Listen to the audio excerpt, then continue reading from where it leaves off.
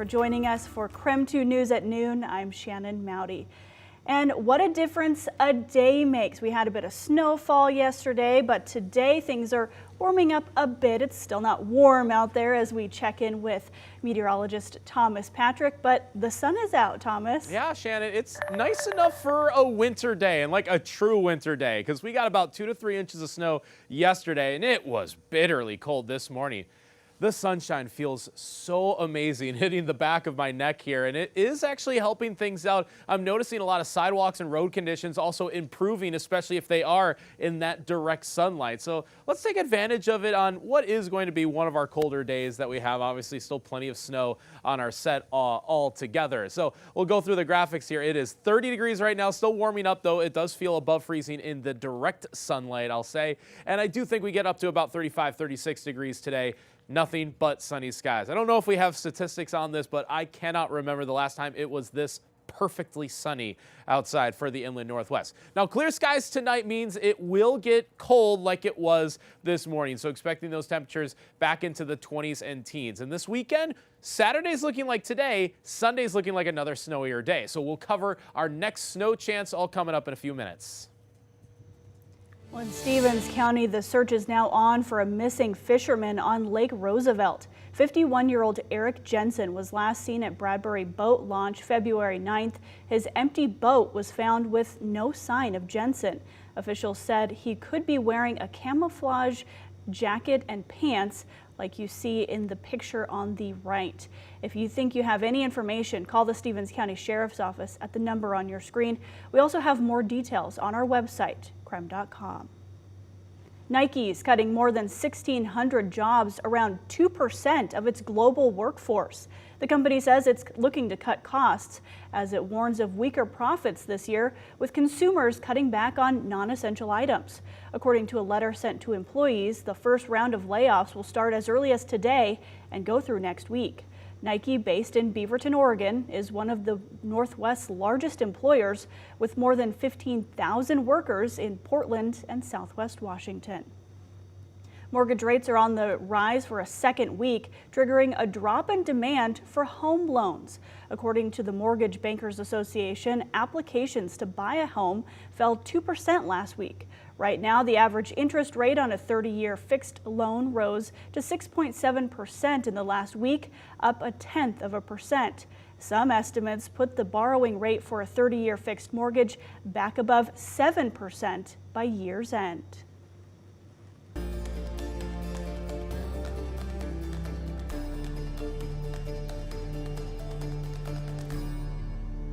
Well, it is Boomtown Week here at KREM 2, where we track the growth in our region. Today we're taking a look at Moscow, where Highway 8 and US 95 come together. It's often a traffic headache, so the Idaho Transportation Department's looking ahead on a fix. KREM 2's Nicole Hernandez shows us the solutions in the works. Before cars drove US 95 and Highway 8, that is the original Highway 95, that dirt right there. It was bikes. 200 years ago. This is when Moscow started. US 95 is ingrained in Moscow's history. All right. And ingrained in TJ Clevenger's bike shop. If you know, you know, right? You've been to Moscow, Idaho. You've been to Paradise Creek Bicycles. You've been to Highway 95, 513's the address. As a business owner, TJ says Highway 95 brings in customers. Lots. But as a driver, that's a mess. particularly at the Highway 8 and US 95 intersection. Yep, and it's incredibly confusing. The Idaho Transportation Department wants to fix the problem. Today, we will be getting to possible solutions. But in 2050. For this community. For now, they're asking Moscow what they think. What you see is a lot of traffic backing up all the way around the corner, probably 4 to 6 blocks. Mayor Art Betke has ideas. I want a bypass. He wants ITD to reroute Highway 95 altogether. I don't think it's going to do anything to business. Your average chip truck between Plummer and Lewiston, they're not stopping. They're not interested. Oh, here's a lovely antique shop. I think I'll go look. No, they're just interested in keeping the wheels turning.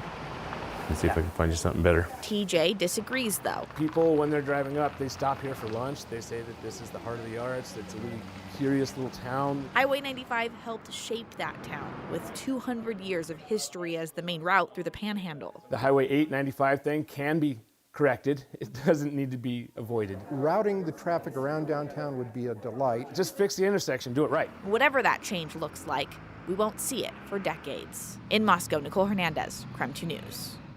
Community leaders in towns across the Palouse are helping ITD through the process. The next community meeting is planned for this spring. Tonight, KREM 2's Boomtown Week continues. We are looking into the crystal ball, asking city leaders to predict where Spokane's next big developments are. Think Kendall Yards, where those could crop up. When I think of hotspot, I think of the focus that we've had on helping housing get built here, because we have a crisis in housing. Tune in tonight at 6 as KREM 2's Cody Proctor brings us the predictions for our growing region. And we have plenty more Boomtown coverage for you to check out. Just head to KREM.com or the KREM 2 Plus app. If you don't have KREM 2 Plus, it is free to download right now on Apple TV, Roku, and Amazon Fire. Over in North Idaho, a new program aims to tackle the teacher shortage. Departments of Labor for both Idaho and the federal government approved the Registered Teacher Apprenticeship Program last week. It's a non-traditional path to teacher certification where apprentices, like classroom aides, can work alongside teachers to earn certification while earning a paycheck. The State Board of Education says unpaid student teaching requirements can keep good candidates from making the jump into teaching. We're hopeful that this helps to open that door for folks who may be ready to make a mid-career change into the teaching field, but maybe don't have the opportunity to take a year off from a paid position in order to complete training in a more traditional route. Any district or charter school can reach out to the state's Board of Education to get in on the program. Tonight, Inland Northwest Honor Flight is hosting a gala night. KREM 2's Mark Hanrahan will be the master of ceremonies. This gala will help fund future honor flights for veterans across our region.